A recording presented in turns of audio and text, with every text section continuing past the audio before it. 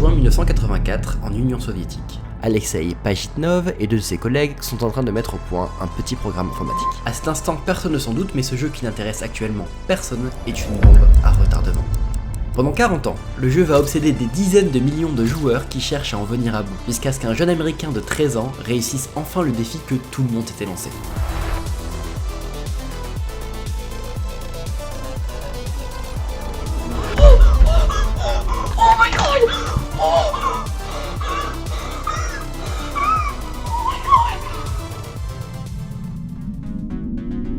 Aujourd'hui, j'ai pour objectif de battre ce record du monde. Mais il y a un tout petit problème, je suis vraiment nul à Tetris. Par contre, je sais coder. Donc je vais créer un programme d'intelligence artificielle capable de détruire ce jeune champion. Et vous allez voir, tout ne s'est pas passé comme prévu. Sur la version NES, le record de points est de 8 952 432 points. Par ailleurs, si on regarde la vidéo où Willis Gibson casse l'écran et bat Tetris, son compteur de lignes est à F11. Soit 1511 lignes supprimées. Donc, on doit faire mieux que ça. Initialisation du projet. La première étape est de créer une version du jeu de Python pour pouvoir intégrer notre bot. Et vu que ChatGPT doit tous nous mettre au chômage et qu'il doit remplacer tous les développeurs, je vais lui demander de me créer un jeu Tetris, ça devrait être facile pour lui. Après quelques essais, j'ai obtenu que du code moisi avec ChatGPT. Après plusieurs corrections de bugs, la meilleure version de Tetris que j'ai obtenue, c'est ça. Et c'est vraiment très nul. Bon, on a encore pas mal de temps avant que ChatGPT remplace tous les développeurs. Vu que l'intelligence artificielle n'est pas assez puissante, on va utiliser l'intelligence humaine pour résoudre notre problème. Donc on va utiliser GitHub. C'est un site internet où tous les développeurs peuvent héberger leur code. D'ailleurs, tout le code de ce projet est sur mon GitHub, vous trouverez le lien dans la description. Sur GitHub, j'ai trouvé pas mal de codes de Tetris et après quelques checks, j'ai sélectionné un code trouvé via un article de recherche de Stanford sur Tetris. Merci à Hugues Lemat d'avoir rendu son code matrice disponible et c'est le code sur lequel je vais me baser pour la suite du projet. Allez, testons ça. Bon, je suis très mauvais, mais le jeu est bon. On a même des petits sons à chaque passage de niveau, lorsqu'on perd ou lorsqu'on fait un Tetris. Donc on peut supprimer le jeu ChatGPT et passer à la suite. Bon, en me plongeant dans le code, j'ai réalisé que le code n'était pas si incroyable que ça. Le code n'était pas toujours clair, les classes et les fonctions étaient un peu trop longues et surtout il n'y avait pas de test. Bref, avant la création de mes bots, je vais devoir passer par quelques heures de refactoring du code pour être sûr d'avoir un code safe pour pouvoir développer dessus. Difficulté supplémentaire, le code sur lequel je me base a un calcul de score custom, alors que si je veux battre le champion du monde, je vais devoir utiliser les mêmes règles pour compter les points. Dans le vrai jeu, si le joueur enlève une ligne, il a un score de 40. Si c'est une double ligne, c'est 100, 3 lignes, 300, 4 lignes, 1200. Et on multiplie ce score par le niveau auquel on est actuellement. Donc niveau 20, j'enlève 4 lignes, du coup le score est de 24 000 points. J'en ai profité pour supprimer du code tout ce dont je n'aurais pas besoin. Les musiques, le menu, les high scores, etc. Moins il y a de code, moins il y a de possibilités de bugs. Maintenant que l'environnement est créé, passons à la création du bot. Création du bot.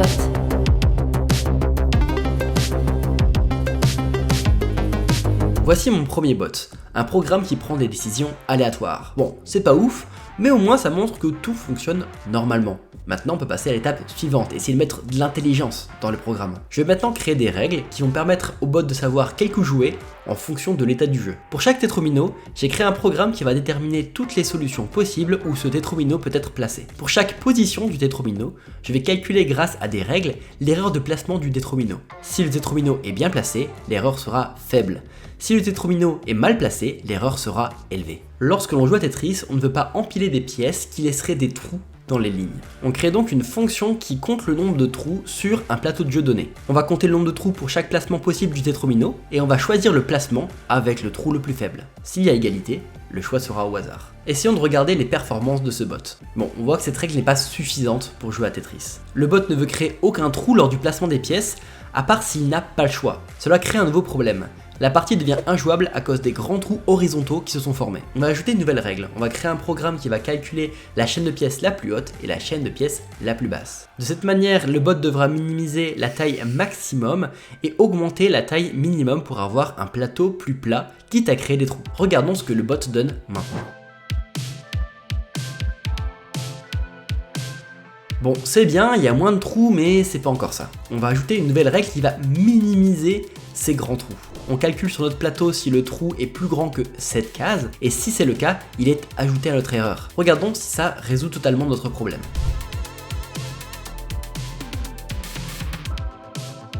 le problème est résolu. Mais c'est loin d'être fini. Lorsque le bot a l'opportunité de supprimer des lignes, il ne la saisit pas tout de suite. Le bot gâche des occasions qu'il ne retrouvera pas après. On va créer un programme qui va détecter si la position du tétromino supprime une ligne. Si c'est le cas, on retire 50 points de notre erreur, avec une puissance pour chaque ligne supprimée s'il y en a plusieurs. L'objectif est de diminuer le score plus significativement lorsqu'on élimine plusieurs lignes. Et hop, regardons ce que ça donne. Je ne vous l'ai pas encore dit, mais il y a autre chose qu'on n'a pas encore pris en compte. Si on regarde en haut à droite de l'écran, il ne prend pas en compte l'information du prochain tétromino. Dans cette situation, ne connaissant pas le prochain tétromino, le bot pourrait placer le tétromino actuel ici. C'est très bien, ça nous fait supprimer une ligne, mais ça bloque la suppression de la ligne du dessous. Le mieux serait de placer ce tétromino ailleurs, afin de laisser le champ libre au prochain tétromino qui peut éliminer les deux lignes d'un coup. On va non seulement calculer le coût pour chaque placement possible de mon tétromino actuel, mais on va également pour chacun de ces placements regarder tous les placements possibles du prochain tétromino. Ça nous donne ceci. J'ai ralenti le dépôt des pièces par le bot pour que l'on puisse voir ce qui se passe, sinon ça serait trop rapide.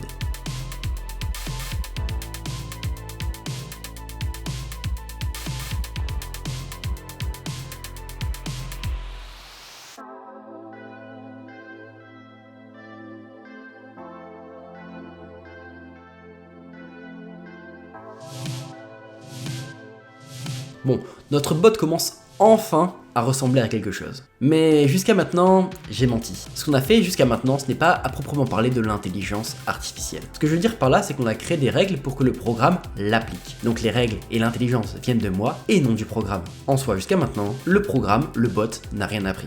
Et donc je n'ai pas réussi à atteindre mon objectif avec cette technique. Le programme est plutôt bon, il dépasse parfois les 1000 lignes, mais ce n'est pas suffisant pour battre le champion du monde. Pour contourner le problème, je pourrais ajouter toujours plus de règles et toujours plus de règles, essayer de complexifier toujours plus mon programme, mais plus il y a des règles, plus c'est compliqué de gérer les interactions entre elles et plus c'est compliqué à maintenir. Donc je n'ai plus le choix, il est désormais temps de sortir l'artillerie lourde. Je vais utiliser la technique la plus performante de l'intelligence artificielle, le deep learning. C'est une méthode d'apprentissage basée sur le fonctionnement de notre cerveau. Et au lieu de lui donner des règles, on va laisser l'intelligence artificielle les apprendre elle-même. Deep learning.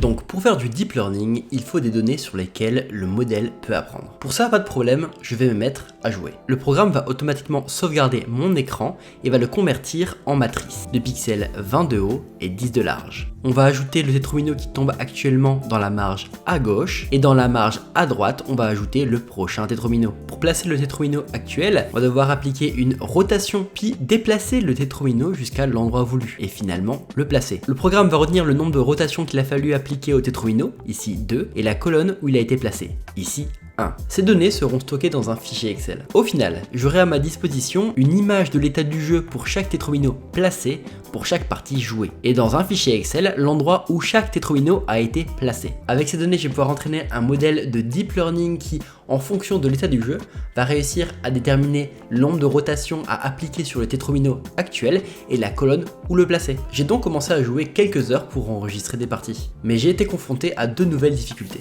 Premièrement, c'est vraiment très long d'enregistrer des parties. En plusieurs heures, je n'avais enregistré que quelques parties. Et deuxièmement, je suis toujours très mauvais à Tetris. Donc un algorithme n'apprendrait pas grand chose de bien de mon expérience de jeu. Si on veut réussir à battre le champion du monde, il va falloir procéder autrement. Donc au lieu de me faire jouer moi qui joue très mal, je vais faire jouer mon ancien bot qui joue mieux que moi. Et donc à partir des données générées par mon ancien bot, je vais essayer d'entraîner un nouveau modèle utilisant du deep learning. L'objectif étant au minimum de copier ses performances. Si mon modèle de deep learning joue au moins aussi bien que mon ancien bot, ce sera déjà un bon départ. J'ai donc lancé mon ancien bot pour quelques centaines de parties pour avoir un premier jeu de données pour entraîner mon modèle de deep learning. Mais même avec plusieurs centaines de parties en exemple et plusieurs heures d'entraînement, mon modèle de deep learning n'arrivait pas à supprimer plus de 100 lignes. Et ça, c'est principalement parce que je manquais de données d'entraînement. Pour entraîner un modèle de deep learning, il faut facilement parfois des millions d'exemples. J'ai donc utilisé une technique pour augmenter artificiellement le nombre de jeux de données que j'ai récoltés. Finalement, que le plateau ressemble à ça ou à ça, le placement du tétromino et la rotation associée sera la même. Je peux donc multiplier mon jeu de données en créant artificiellement de nouvelles images pour l'entraînement. Elles sont à la base différentes, mais le placement est le même. Donc finalement, avec la même image de départ, je peux en montrer différentes versions d'algorithme et il n'y verra que du feu. C'est ce que l'on appelle la data augmentation. Pour chaque image de mon jeu de données, je peux en créer artificiellement 15 nouvelles. Mais ce n'est toujours pas suffisant. Mon modèle arrive à retirer 100 lignes, 200 lignes, mais on est moins des 1000 lignes du bot précédent. J'ai donc fait jouer de plus en plus de parties avec mon bot, modifier et pimper l'architecture, mais rien n'y fait. C'était toujours très compliqué de gagner en performance. Pendant longtemps, le modèle s'entraînait peu ou pas. Un modèle de deep learning, c'est vraiment toujours fastidieux à entraîner. À un moment, j'étais même à 2 doigts d'abandonner. Je me dis, bon bah, j'ai déjà fait un modèle avec des règles, ça marche plus ou moins bien, j'ai pas réussi, mais bon, tant pis, je fais la vidéo comme ça, et tant pis pour le deep learning. Mais bon, finalement, ça ne va pas, donc j'ai continué à me dire, allez, je vais y arriver, j'ai continué à faire des efforts, à essayer de pimper le modèle, jusqu'à temps que j'arrive à entraîner un modèle qui commençait à apprendre quelque chose. Donc je commençais à avoir vraiment de bonnes performances lorsque j'avais 2 millions d'images sauvegardées, du coup de parties jouées par mon ancien bot, ce qui fait qu'avec la data augmentation, le modèle a pu voir environ 30 millions d'images différentes pour s'entraîner. Et donc après plusieurs jours d'entraînement, le modèle commençait à donner des performances très intéressantes.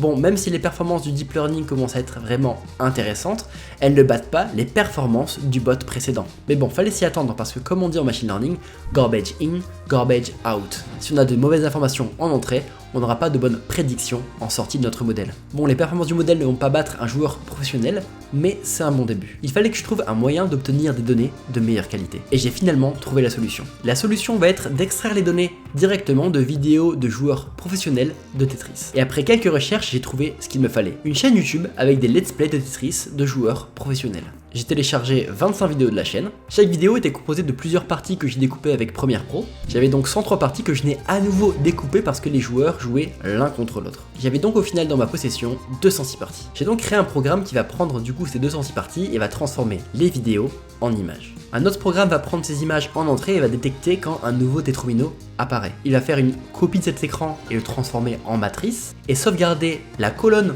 où ce tétromino sera placé, mais aussi la rotation appliquée à ce tétromino pour qu'il soit passé dans cette position. Après avoir fait le tri des données utilisables, il me restait 97 777 données utilisables pour entraîner mon modèle. Mais comme on l'a vu précédemment, 97 000 données, ce n'est pas suffisant pour entraîner un modèle de deep learning. J'ai donc utilisé une ruse, le fine tuning.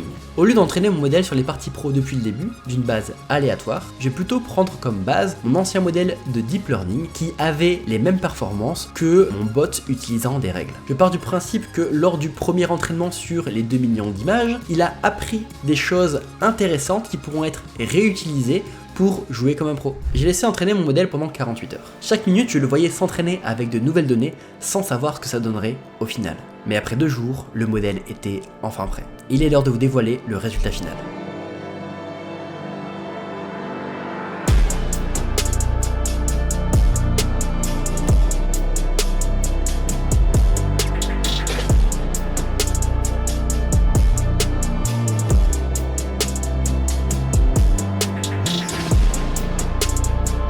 Bon, ça a mis pas mal de temps, mais j'y suis enfin arrivé. On a battu le record du monde et on a même battu les 2000 lignes supprimées. C'est la première fois que je crée une vidéo sous ce format, donc n'hésitez pas à me dire en commentaire ce que vous en avez pensé et si vous en voulez plus. D'ailleurs, si vous aussi vous voulez apprendre à utiliser des algorithmes de machine learning pour entraîner vos propres IA, je vous explique tout dans cette vidéo. Allez, ciao!